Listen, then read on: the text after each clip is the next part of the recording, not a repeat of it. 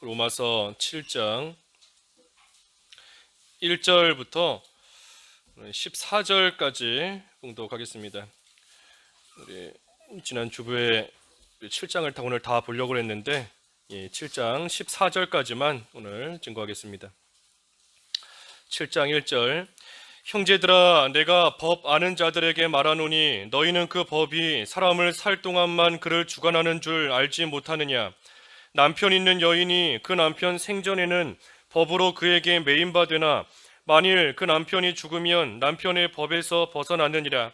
그러므로 만일 그 남편 생전에 다른 남자에게 가면 음녀라. 그러나 만일 남편이 죽으면 그 법에서 자유롭게 되나니 다른 남자에게 갈지라도 음녀가 되지 아니하느니라. 그러므로 내 형제들아 너희도 그리스도의 몸으로 말미암아 율법에 대하여 죽임을 당하였으니 이는 다른 곧 죽은 자 가운데서 살아나신 이에게 가서 우리가 하나님을 위하여 열매를 맺게 하려 함이라. 우리가 육신에 있을 때에는 율법으로 말미암는 죄의 정욕이 우리 지체 중에 역사하여 우리로 사망을 위하여 열매를 맺게 하였더니 이제는 우리가 얽매였던 것에 대하여 죽었으므로 율법에서 벗어났으니 이러므로 우리가 영의 새로운 것으로 섬길 것이요 율법 조문의 묵은 것으로 아니할지니라. 그런즉 우리가 무슨 말을 하리요? 율법이 죄냐? 그럴 수 없느니라. 율법으로 말미암지 않고는 내가 죄를 알지 못하였으니 곧 율법이 탐내지 말라 하지 아니하였더라면 내가 탐심을 알지 못하였으리라. 그러나 죄가 기회를 타서 계명으로 말미암아 내 속에서 온갖 탐심을 이루었나니 이는 율법이 없으면 죄가 죽은 것임이라. 전에 율법을 깨닫지 못했을 때에는 내가 살았더니 계명이 이름에 죄는 살아나고 나는 죽었도다. 생명에 이르게 할 그 계명이 내게 대하여 도리어 사망에 이르게 하는 것이 되었도다. 죄가 기회를 타서 계명으로 말미암아 나를 속이고 그것으로 나를 죽였는지라. 이로 보건대 율법은 거룩하고 계명도 거룩하고 의로우며 선하도다.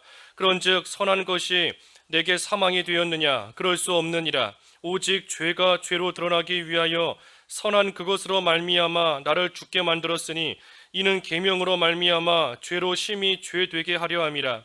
우리가 율법은 신령한 줄 알거니와 나는 육신에 속하여 죄 아래에 팔렸도다.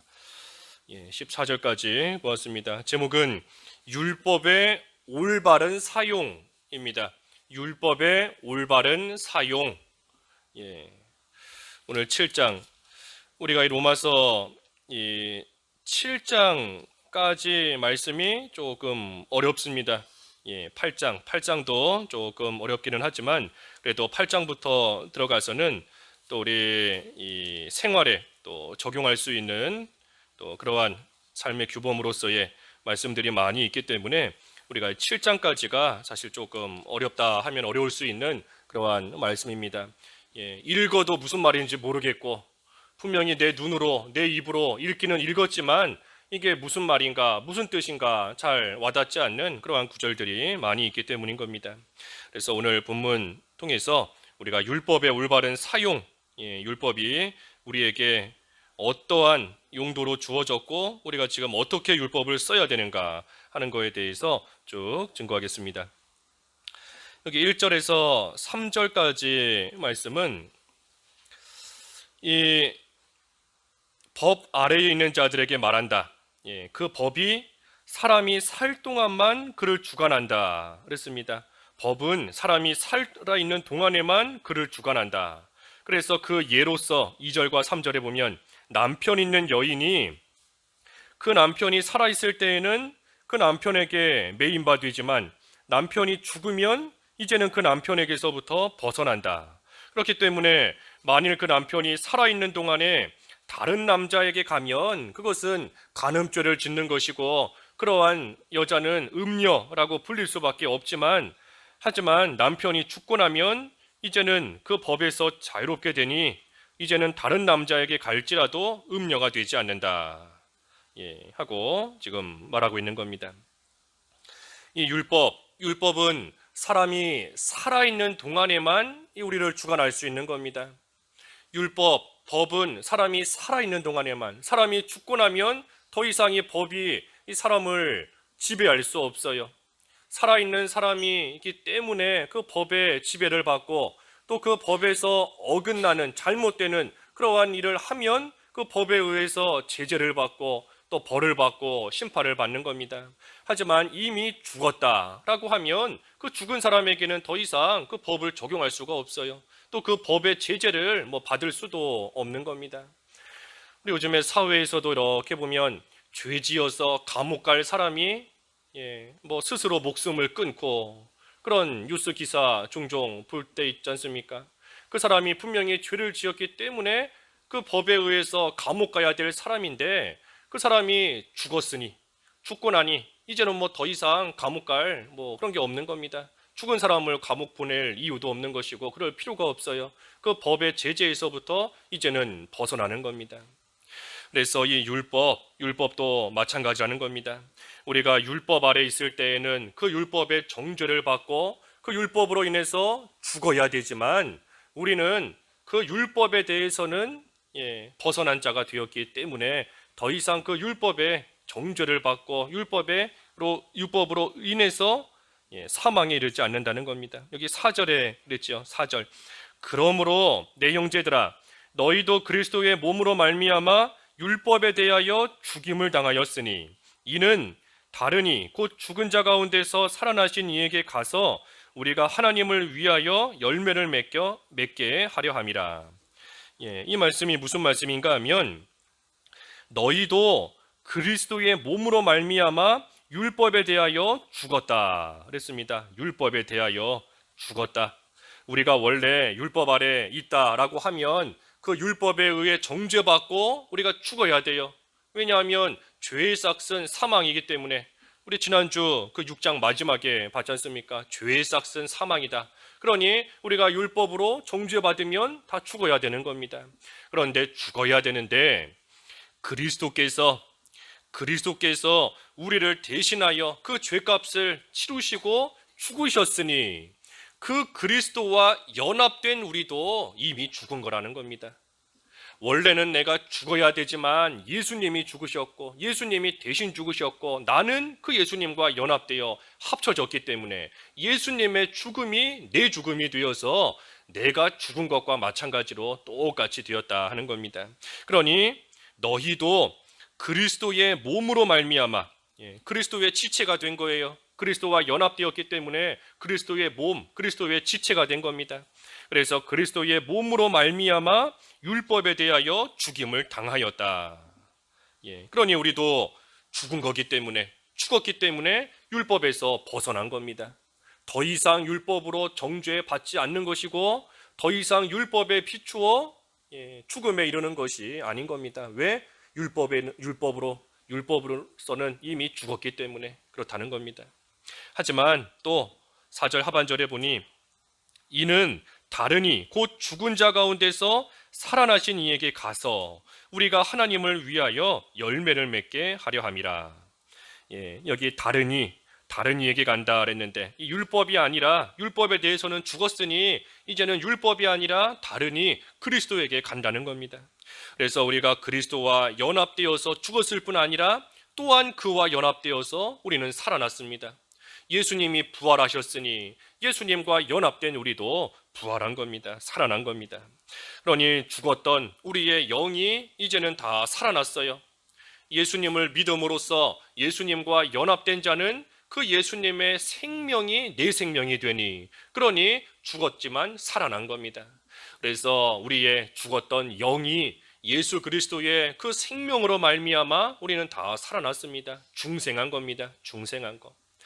그래서 이 말씀은 우리가 율법 아래 있었다면 여전히 우리는 정죄받고 죽어 마땅한 그러한 자이지만 예수님께서 우리를 위해 대신해서 죽으셨고 예수님이 우리를 위하여 또한 부활하셨으니 그 예수님과 연합된 우리는 죄에 대해서는 죽었고 하지만 하나님께 대하여는 산 그러한 자가 되었다 하는 겁니다. 그래서 우리를 살리셨습니다. 우리를 살리셨어요. 율법 아래에서 저주받고 죽어야 될 그러한 우리이지만 예수님과 연합되게 하셔서 우리를 살리셨는데 왜 우리를 살리셨는가? 여기 4절에 있는 말씀처럼 하나님을 위하여 열매를 맺게 하려 함이라. 이제는 하나님을 위하여 살도록 하시기 위해서 우리를 살리셨다 하는 겁니다. 우리를 살려주신 목적, 우리를 살리신 그 영, 우리의 영이 살아났으니 그 살아난 영으로서 이제는 하나님을 위해서 열매 맺는 생활하라고, 하나님을 위해서 살아가라고 우리를 살리셨다 하는 겁니다. 그래서 5절에는 우리가 육신에 있을 때에는 율법으로 말미암는 죄의 정욕이 우리 지체 속에 역사하여 우리로 사망을 위하여 열매를 맺게 하였더니, 여기 육신에 있을 때 그랬는데 이 육신에 있을 때는 율법대로 살려고 할 때를 가리킵니다. 율법대로 살아보려고 하는 때예요. 율법대로 살아보려고, 내가 율법을 지킴으로써 구원받아 봐야 되겠다, 율법을 행함으로써 구원에 이르러야 되겠다, 그 율법을 가지고 한번 살아보려고 하는 그때인 겁니다. 그런데 율법으로 살아보려고 했더니 율법으로 말미암는 죄의 정욕이 우리 속에서 역사한다 하는 겁니다. 우리가 율법으로 살아보려고 했더니 그때에 율법을 딱 접하면, 율법을 대하면 우리 속에 있는 이 죄의 정욕이 꿈틀꿈틀하고 반응한다는 겁니다. 어떻게 반응하는가? 그 죄에 대해서 율법이 죄 짓지 말라 그랬더니 우리 속에 있는 정욕이 반응을 해서 오히려 그 죄를 짓고 싶어 하는 거예요. 율법에서는 하지 마라 그랬더니 더 하고 싶어지는 겁니다. 우리 속에 죄의 정욕이 있기 때문에 그것이 그때에 움직여서, 그것이 막 발동해서 역사해서 그 짓지 말라는 죄에 더 짓고 싶어 하는 거예요. 왜 이렇게 되는가?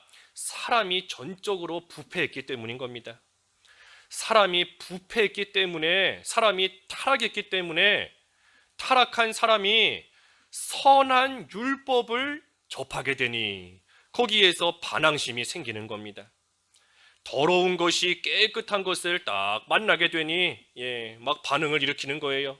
더러운 것이 더러운 것을 만나면 똑같이 더럽기 때문에 뭐 별 반응이 없는데, 이 더럽고 되지 못한 것이 깨끗하고 선한 것, 자기와 반대되는 것을 딱 만나게 되니 속에서 막 가만히 있지 못하고 반대하는 그러한 생각이 들고 일어나는 겁니다. 그래서 우리 인간이 타락하고 부패했기 때문에 선한 율법을 접할 때에 우리 속에서 막 반항심이 일어나는 겁니다. 그래서 하지 말라 하니 더 해보고 싶고, 하면 안 된다 하니 더 열심을 내서 해보려고 하는 그러한 악한 마음이 우리 속에서 역사하는 겁니다. 그러니 율법대로 한번 살아보려고 했는데, 율법을 지켜서 구원에 이르려고 율법대로 한번 살아보려고 했더니 오히려 우리 속에 있는 부패성 때문에 더 죄만 짓게 된다 하는 겁니다. 율법대로 살아보려고 했더니 그 결과가 오히려 더 죄만 짓게 되는 거예요. 그러니 사망을 위하여 열매를 맺게 하였다 그랬습니다. 사망을 위하여 열매를 맺게 하였다. 그 결과로서 사망에 이르는 겁니다. 도저히 구원에 이를 수가 없어요. 율법대로 한번 살아보려고 했더니 오히려 더 죄만 짓게 되고 도저히 구원에 이르지 못하고 사망을 위하여 열매만 맺게 만들었다 하는 겁니다. 그러니 6절에 이제는 우리가 얽매였던 것에 대하여 죽었으므로 율법에서 벗어났으니 이러므로 우리가 영의 새로운 것으로 섬길 것이요 율법 조문의 묵은 것으로 아니할지니라. 특별히 구약시대에는 율법에 맞추어서 그래서 하나님을 섬겼어야 되고, 또 그 이후에도 제대로 깨닫지 못한 그러한 자들이 율법을 행함으로써 구원받아 보려고 하며 나아갔는데, 하지만 이제는 우리가, 여기서 말하는 우리는 예수 믿는 우리를 가리킵니다. 예수 믿는 우리는 예수님과 연합되어 앞에서 증거한 대로 율법에 대하여는 죽었고, 하지만 하나님께 대하여는 산 그러한 자가 되었기 때문에 이제는 율법에서 다 벗어났다. 우리를 얽매였던 것, 이것이 바로 율법인데 이 율법에 대해서는 우리가 죽었으므로 그 율법에서 벗어났다 그랬습니다. 벗어났다. 그래서 율법에서 벗어났으니 이제는 우리가 더 이상 율법에 맞추어서 그 형식대로 하나님을 섬기는 게 아닌 겁니다. 우리가 여전히 율법 아래에 있고 율법에 얽매여 있다면 지금도 율법에서 명하는 대로 우리가 하나님을 섬겨야 돼요. 정결한 짐승을 잡아다가 제사 지내야 되는 것이고, 하나님이 정해놓으신 그러한 장소에 가서 하나님을 섬겨야 되는 겁니다. 하지만 우리가 이제는 율법에 얽매이지 않기 때문에, 율법에서 벗어났으니 그 율법에서 명하는 그 형식과 그 의식대로 우리가 하나님을 섬기는 게 아닌 겁니다. 그것이 아니라 이제는 우리가 영의 새로운 것으로 섬길 것이요, 율법 조문에 묵은 것으로 하나님을 섬기는 것이 아니다 하는 겁니다. 그러니 오늘날은 우리가 아무리 겉으로 볼 때에 하나님을 잘 섬기는 것 같은 형식과 외양을 다 갖추었다 할지라도 영으로서 하나님을 섬기지 못하면 바로 섬기지 못하는 겁니다. 아무리 형식은 다 갖추었다 할지라도, 아무리 주일마다 교회 나와서 하나님께 예배하고 찬송하고 기도하고 신앙 고백하고 말씀 듣고 헌금 연보하고 형식 다 갖추는 거지요. 하지만 형식은 갖추었어도 영으로서 하나님을 섬기지 못하면 이제는 올바른 것이 되지 못한 겁니다. 그래서 우리가 잘 아는 말씀처럼 이제는 우리가 영과 진리로 하나님께 예배하며 하나님을 섬기는 겁니다. 영과 진리로. 이제는 우리가 더 이상 예루살렘에 가서 거기서만 하나님께 예배하는 거 아니에요. 이제는 우리가 정결한 짐승을 잡아서 하나님께 제사하여 하나님께서 우리의 죄를 용서해 주시고 우리의 또 제사를 받으시고 하는 것이 더 이상 아닌 겁니다. 이제는 영과 진리로서. 그래서 하나님과 영적으로 교통하는 가운데 하나님의 말씀대로, 하나님의 말씀에 맞게끔 하나님의 뜻대로 우리가 하나님을 섬기며 예배하며 나아가는 것이 올바른 겁니다. 예를 들면 시험 문제 내는 출제자가 시험 문제를 낼 때에는 원하는 답이 있지요. 원하는 답이 있어요. 그런데 아무리 답을 잘 썼다 해도 그 출제자의 의도에서 어긋나면 정답이 될 수 없는 겁니다. 점수 받지 못해요. 아무리 그 안에다가 답을 몇 장을 썼다 해도, 아무리 많은 내용을 썼다 해도 그 출제하는 자의 의도에 맞지 않으면 점수 못 받는 겁니다. 하나님께서 오늘날 우리에게 원하시는 것은 영과 진리로 하나님을 섬기며 예배하는 겁니다. 우리가 아무리 형식을 화려하게 다 갖추었다 할지라도 하나님의 마음에 맞지 않으면, 하나님의 뜻에 맞지 않고 하나님 말씀에 맞지 않으면 하나님께 인정받을 수 없는 겁니다. 하지만 반면에 그렇다면 이제는 우리가 형식을 가지고 하나님을 섬기는 게 아니니 그러면 형식은 무시해도 되는가? 하지만 그것도 옳지 않은 겁니다. 하나님은 우리의 중심을 보신다. 하나님이 내 마음을 아시니, 내 중심을 아시니, 내가 비록 교회 가지 않아도 하나님을, 내 마음을 아시니 하나님께서 내가 하나님 섬기는 거 아시겠지. 또 우리가 여러 가지 모양 함부로 하고 예배할 때의 자세도 함부로 하고 어차피 형식은 중요한 거 아니다 해서 예배하는 자세 막 흐트러지고 예배할 때 엉망으로 예배하고 그거 다 옳지 않은 겁니다. 하나님께 영과 진리로 예배하지만 진정으로 하나님과 교통하는 그러한 자는 하나님 보시기에 올바른 외식, 올바른 형식이 또 따라오게 되어 있는 겁니다. 형식만 갖추는 것이 아니라 하나님과 영적으로 교통할 때에 그때에 결과적으로 하나님 앞에 올바르게 행하고자 하는 그러한 또 행위, 그러한 행실, 그러한 예배의 자세, 그러한 것들이 결과적으로 따라오게 되어 있는 거예요. 그러니 우리가 하나님 앞에서 올바른 자세로 또 하나님께 예배하는 것, 하나님께서 기뻐하시는 모습으로 하나님을 잘 섬기는 것, 우리 예전에는 그래서 옷차림, 하나님께 예배할 때 옷차림도 우리가 각별히 신경 써서 옷차림도 잘 갖추어서 하나님 앞에 나오고 여러 가지 면에서 단정하게 질서 있게 우리가 나와서 하나님을 섬기고 해나갔던 것, 그것 또한 우리가 무시해서는 안 되는 겁니다. 그래서 어찌됐든 오늘날 우리는 율법에서 벗어났기 때문에 영으로 하나님을 섬기는 것인데, 이 영으로 하나님을 섬기는다 그랬는데 영으로 하나님을 섬기는 게 뭔가, 어떻게 섬겨야 되는가? 영으로 하나님 섬기기 위해서는 우리가 먼저 회개해야 됩니다. 회개해야 돼요. 말로만 생각으로만 영으로 하나님을 섬기겠다 하는 것이 아니라 진정으로 그렇게 하나님을 섬기며 예배하기 위해서는 우리가 회개해야 됩니다. 우리가 죄가 있으면 하나님 앞에 나갈 수 없습니다. 하나님 앞에 담대하게 나아갈 수가 없어요. 우리 자신도 죄 지으면 하나님 앞에 예배할 때나 기도할 때에도 기도도 잘 되지 않고 예배할 때에도 무슨 말씀을 들으면 마음이 찔리고 마음의 고통을 당하고 하나님 앞에 참된 평안을 누리지 못하는 겁니다. 오늘 차 타고 이동하면서 어떤 집사님이 그러시더라고요. 예전에 목사님께서 무슨 설교하시는데 이 본인이 너무나 찔리니까 그 다음에는 도망가 버려서 아예 교회 못 나오더라고. 자기가 전도해서 교회 데리고 왔는데 목사님 설교하시는데 너무나 찔리고 고통당하고 하니까 나 교회 못 나오겠다. 그래서 아예 그냥 도망가 버렸다고 하더라고요. 그 양심의 찔림을 당하고 고통을 당하는 그때에 사실 하나님을 더 찾아야 되는 겁니다. 그러면 그 순간이 우리 아까 승리 형제 기도한 것처럼 은혜의 때가 되는 것이고 구원의 날이 되는 거지요. 하지만 고통당하는 그때에 고통받기 싫다고 도망가면 계속해서 그 가운데 죄 가운데 살아가는 거지요. 어찌됐든 우리가 영으로 하나님을 섬기기 위해서는 먼저는 회개해야 됩니다. 회개해야 하나님과 우리 사이에 막힌 담이 다 허물어져야 없어야 그래야 우리가 하나님을 온전히 섬기는 자리에까지 이룰 수 있어요. 그래서 회개해야 되는 것이고 그 다음에는 하나님을 우리가 발견해야 됩니다. 하나님을 좀 찾고 만나야 돼요. 하나님을 발견해야 되는 겁니다. 섬기기 위해서는 하나님을 좀 만나야 하나님을 섬기는 거지 않습니까? 하나님을 섬길 수 있는 거지요.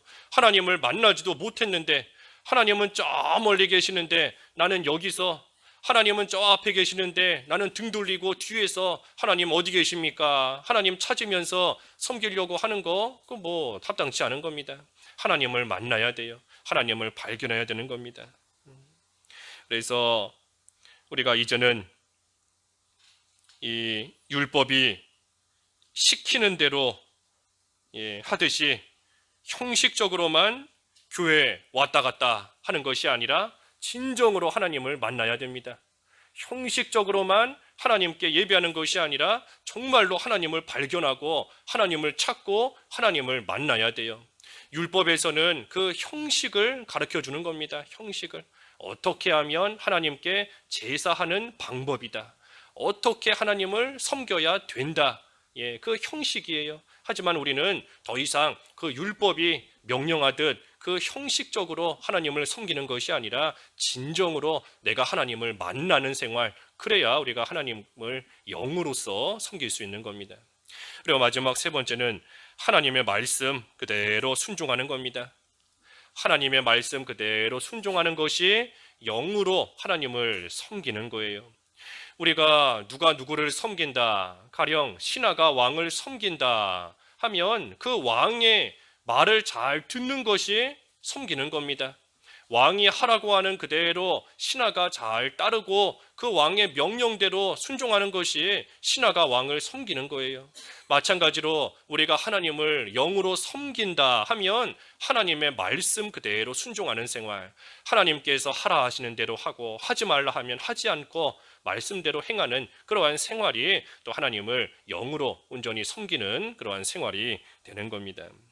그래서 율법, 특별히 율법인데 우리가 구원받기 위해서 율법 지키는 것이 아니라 하나님을 바로 섬기기 위해서 오늘날은 율법을 지키는 겁니다. 율법을 지켜서 구원받으려는 것이 아니라 하나님을 바로 섬기기 위해, 하나님을 영으로 섬기기 위해서 하나님의 율법, 하나님의 계명, 하나님의 말씀을 우리가 지키며 나아가는 겁니다. 그래서 영으로 하나님을 섬긴다, 이 세 가지예요. 이 세 가지. 회개하는 것이고 그리고 하나님을 만나는 것인데 우리 주일날 예레미야 통해서 본 것처럼 기도해야 만난다 그랬지요. 기도해야 만난다. 그러니 하나님을 발견해야 된다는 거 기도하라는 겁니다. 기도하라는 거. 하나님을 영으로 섬기는 생활, 기도하는 생활이에요. 기도하면서 하나님과 영적으로 만나고 하나님과 영적으로 교통하는 겁니다. 그래서 영으로 하나님을 섬기는 생활, 회개, 그리고 말씀과 기도인 겁니다. 회개하고 그 다음에 말씀과 기도 생활이에요. 말씀과 기도. 그래서 우리의 삶도 우리의 생활도 회개와 말씀과 기도인 것이고, 하나님께 예배할 때에도 회개하고 말씀과 기도로서 하나님께 예배하는 겁니다. 하나님 앞에 예배하기 전에 나의 죄를 다 꺼내놓고 먼저 회개해야 돼요. 그래야 하나님이 주시는 은혜를 온전히 받을 수 있는 겁니다. 회개하고 그리고 나서 하나님께 기도하며 또 하나님의 말씀을 들으며 온전히 하나님께 예배하는 생활, 영으로 하나님을 섬기는 겁니다. 그 다음에 7절에서부터 10절까지 말씀은 이 율법의 그 기능, 우리가 율법의 기능, 율법의 효능에 대해서 이미 앞에서 여러 번 살펴보았는데, 이 7절에서 10절까지의 말씀도 그 율법의 이 기능에 대해서 다시 한번 증거하고 있습니다. 이 율법은 특별히 이 구약 시대, 다시 말해 예수님께서 세상에 오시기 전에 하나님께서 이 구약 시대의 성도들에게 율법을 주셨습니다. 그들에게 율법을 왜 주셨는가? 그들이 오실 그리스도에 대해서 막연하게, 희미하게는 알지만 아직 예수님이 오시지 않았기 때문에 예수님에 대해서 완전하게 알지는 못하는 겁니다. 장차 메시아가 오실 것이다 하는 것은 알아요. 그 메시아가 오셔서 우리를 위하여 대신 죽으실 것이다 하는 것도 희미하게나마 알고는 있습니다. 하지만 아직 구약시대의 성도들은 예수님에 대해서 온전히 알지는 못하고, 또한 하나님을 섬기는 방법에 대해서도 아직 어린아이 같기 때문에 완전히 알지를 못하는 겁니다. 그러니 하나님께서 그들에게 율법을 주셔서 일일이 가르쳐 주시는 거예요. 일일이. 어린아이 가르치듯이 일일이 하나하나 하나님이 다 가르쳐 주시는 겁니다. 하나님께 예배할 제사할 때에는 이렇게 해야 된다. 짐승을 잡을 때에는 이렇게 잡아야 된다. 이런 짐승들을 잡아야 된다. 하나님께 제사할 때에는 이렇게 하나님 앞에 제사해야 된다. 그 방법에까지, 종류에까지, 성막을 짓는 방법, 모든 거 하나님께서 일일이 어린아이에게 가르치듯이 율법을 통해 가르쳐 주시는 거예요. 이게 죄다. 이거 하면 안 된다. 이거는 하지 말고 이런 일들 해야 된다. 하나님이 다 알려주시는 겁니다. 하지만 오늘날은 우리가 예수님께서 오셔서 그 모든 것을 다 이루셨고, 우리는 예수님에 대해서 구약시대의 성도들보다는 더 많이 알고 있고 더 잘 알고 있는 겁니다. 그러니 모든 율법을 이루신 그 예수님으로 말미암아 이제는 우리에게 이 율법이 더 이상 구약시대의 성도들 같이, 그들에게 같이 이 율법이 우리에게 또 강하게 또 역사하는 것은 아닌 겁니다. 율법이 폐해진 거죠. 폐해진 거예요. 설명서 같은 겁니다. 설명서. 율법은 설명서 같은 겁니다. 설명서. 우리가 무슨 핸드폰을 새로 샀다 하면은 설명서 있잖아요. 설명서를 보고 핸드폰을 잘 다루지 못할 때에는 보고 배워야 됩니다. 이거를 어떻게 하는 건지, 무슨 기능이 있는지, 어떻게 쓰는 건지 설명서 보고 배우지만, 이제 그것을 잘 다룰 수 있게 되면 그 다음에는 더 이상 설명서 필요 없어요. 설명서 안 봐도 다 알고 있는 것이고 잘 쓸 수 있는 겁니다. 율법이 그와 같은 역할을 했던 겁니다. 그래서 율법의 기능, 특별히 여기 7절에 보면은 죄를 깨닫게 한다 그랬어요. 죄를 깨닫게 한다. 율법이 없었을 때에는 내가 죄를 알지 못했지만 율법에 탐내지 말라 그랬으니, 탐내는 것이 죄구나 하는 것을 내가 비로소 알게 됐다 하는 겁니다. 죄를 깨닫게 하는 겁니다. 또 8절에서부터 10절까지 말씀은 그리스도께로 인도하는 겁니다. 율법의 기능, 율법의 역할, 죄를 깨닫게 하고, 또 8절에서 10절까지는 그리스도께로 인도한다. 특별히 8절에 보면 그러나 죄가 기회를 타서 계명으로 말미암아 내 속에서 온갖 탐심을 이루었나니 이는 율법이 없으면 죄가 죽은 것임이라.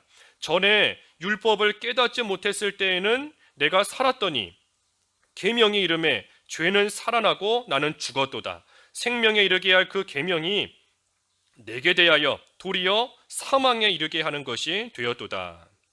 율법이 없을 때에는 죄를 몰랐으니 그저 나는 괜찮은 사람인 척, 괜찮은 사람인 줄, 나는 멀쩡한 사람인 줄, 의인인 줄 알며 살았는데, 율법이 딱 주어져서 그 율법을 보니 내가 지금까지 이러이러한 죄를 짓고 있던 죄인이었구나 하는 것을 알게 돼서 그 죄가 살아나고 나는 죽었다 하는 겁니다. 죄가 살아난 거예요.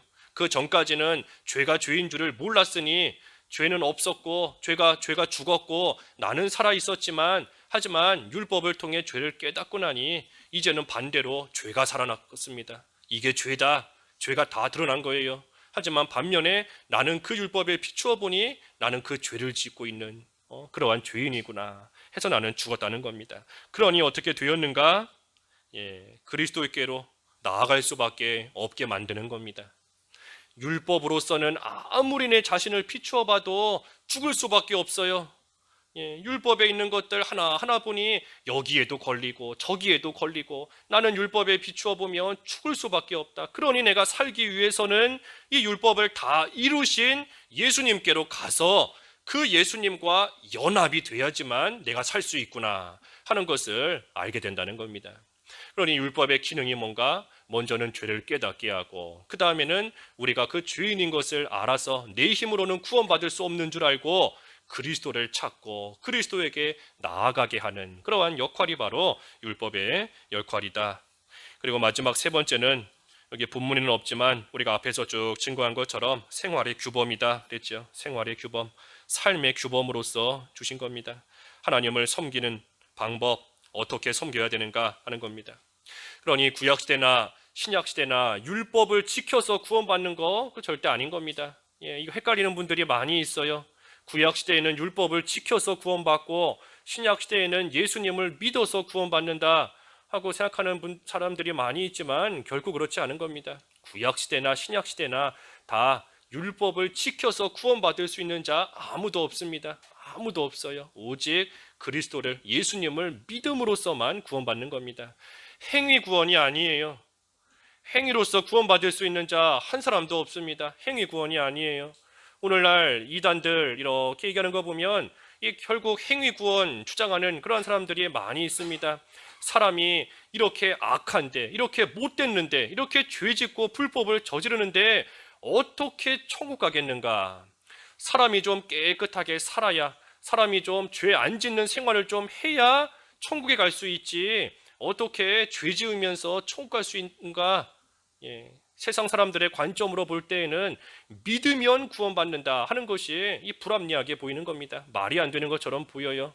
사람이 착해야 구원받지 그 행위가 좀 선해야 천국 가는 것이지 어떻게 믿음으로서만 구원받는가? 하지만 하나님께서 우리를 위하여 정해놓으신 구원의 길은 오직 예수 그리스도를 믿는 겁니다. 믿기만 하면 구원받아요. 사람이 볼 때에는 불합리해 보이고 사람이 볼 때에는 말이 안 되는 것처럼 보일지 몰라도 하나님이 정해놓으신 구원의 유일한 길은 예수 그리스도를 믿는 것, 믿기만 하면 구원받는 겁니다. 그러니 사실 우리 신자가, 믿는 자가 우리가 세상에 나가서 행실을 바로 해야 됩니다. 예수님을 믿는다 하면 우리에게 생활의 규범으로 주신 이 율법 계명 하나님의 말씀을 우리가 잘 지킴으로써 우리가 어디에서나 선한 행실을 좀 나타내야 돼요. 믿는다 하면서 우리의 행실이 바로 되지 못하고 오히려 때로는 믿지 않는 자보다 더 악한 모습으로 살아갈 때가 있으니 이 세상 사람들에게 덕이 되지 않는 겁니다. 예수 믿는 모습이 저렇다면 나는 안 믿겠다. 교회 다니는 사람들의 모습이 저러면 나는 교회 안 다니겠다. 그런 사람들이 많이 있는 겁니다. 그러니 우리가 믿음으로 구원받았는데 우리의 행실이 구원받은 자로서의 좀 걸맞는 합당한 그러한 모습이 되어서 어디에서나 빛을 좀 발할 수 있는 선한 행실을 나타낼 수 있는 마태복음에도 그랬지 않습니까? 너희의 선한 행실을 통하여 하나님 아버지께 영광이 돌아가게 하라.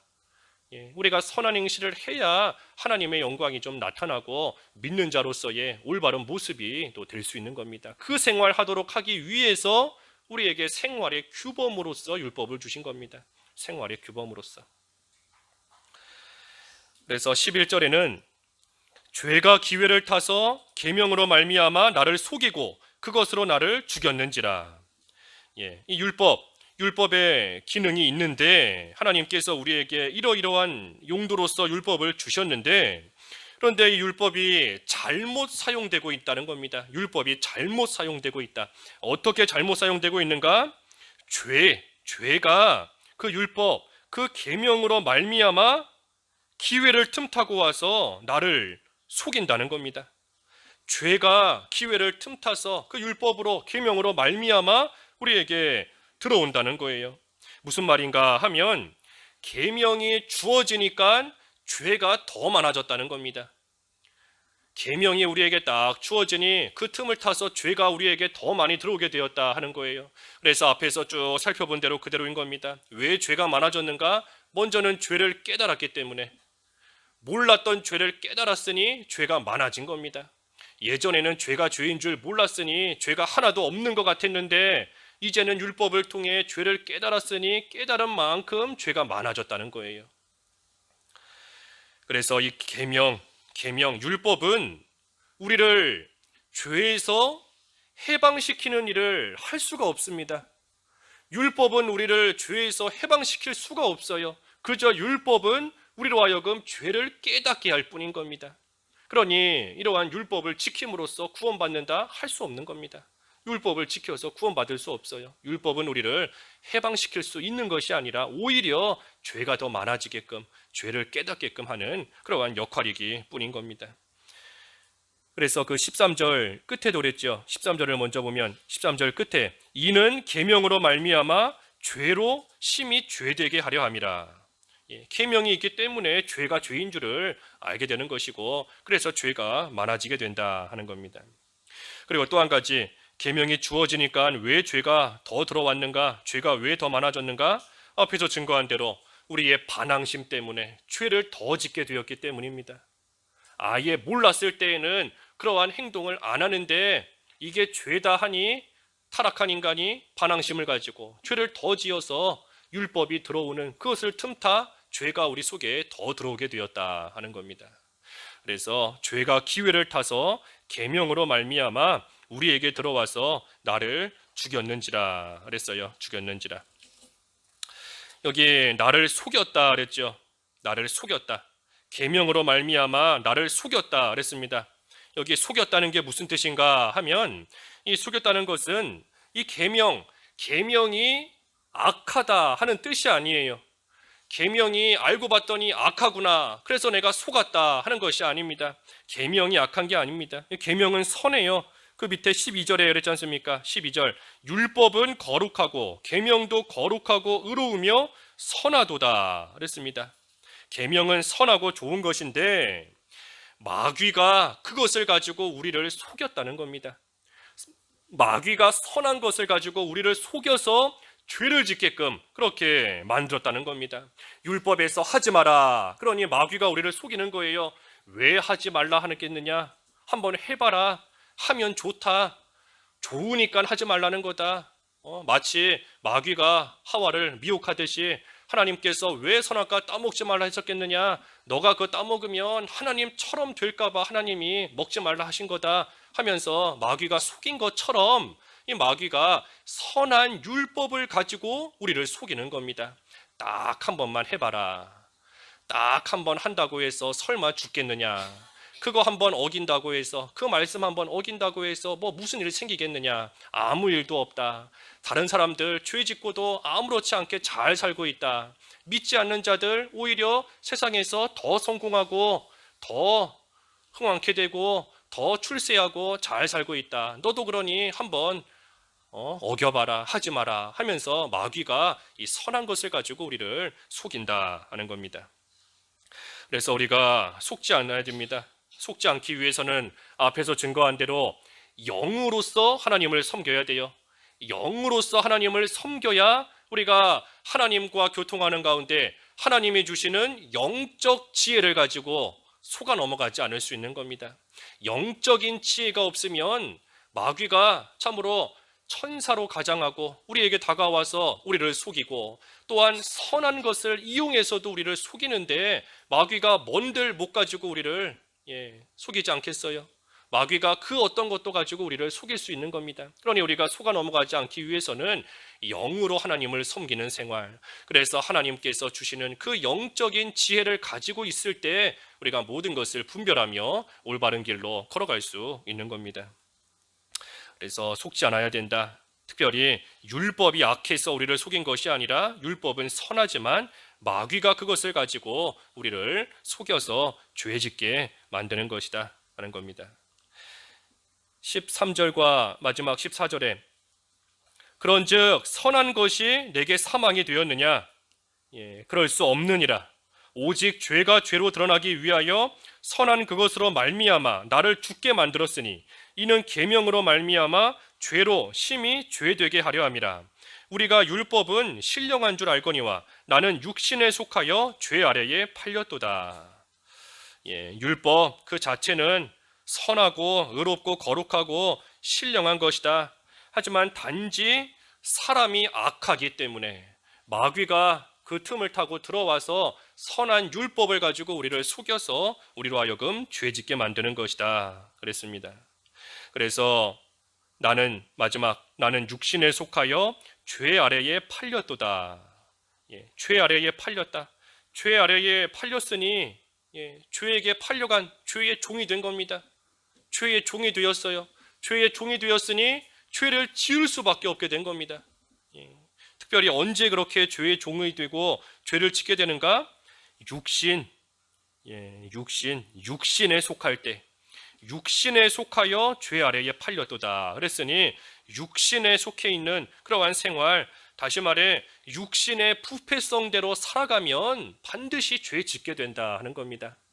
육신의 부패성대로 살면, 육신의 욕심을 따라 살면 죄 아래에 팔리는 것이 되어서 반드시 죄 짓는 그러한 생활이 될 수밖에 없다. 그러니 육신에 속하는 것이 아니라 영에 속하는 자가 돼야 죄를 짓지 않는 그러한 생활을 할 수 있는 겁니다. 영에 속한 생활, 성령의 인도를 따라서 중생한 영으로서 사는 생활, 영으로 하나님을 섬기는 생활, 그러한 생활이 될 때에 우리가 온전히 죄 짓지 않는 올바른 그러한 모습으로서 살아가게 되는 겁니다.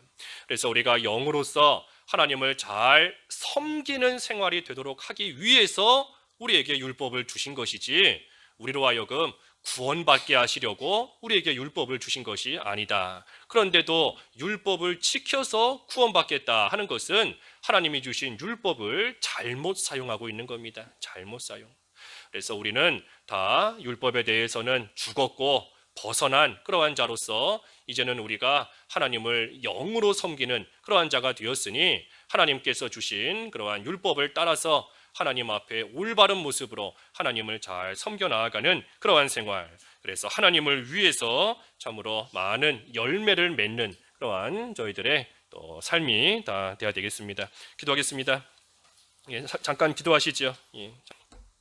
하나님 아버지, 율법을 행함으로써 구원받는 것이 아닌 것을 다시 한번 잘 깨닫게 하여 주시옵소서. 하나님 앞에서 이제는 저희들 영으로 하나님을 섬기는 그러한 자들이 다 되었사오니 참으로 우리의 죄를 깨닫게 하시고 예수 그리스도께로 나아가게 하시고 이제는 하나님을 바로 섬기도록 생활의 규범으로서 주신 이 율법인 것을 바로 생각하며 바로 사용하여서 하나님 앞에서 올바른 모습으로 하나님을 위하여 살아가며 하나님께 인정을 받도록 하나님을 섬길 수 있는 그러한 저희들이 다 될 수 있도록 참으로 지혜를 주시고 분별력을 주시고 믿음을 더하여 주시옵소서. 예수님의 이름으로 기도하옵나이다. 아멘.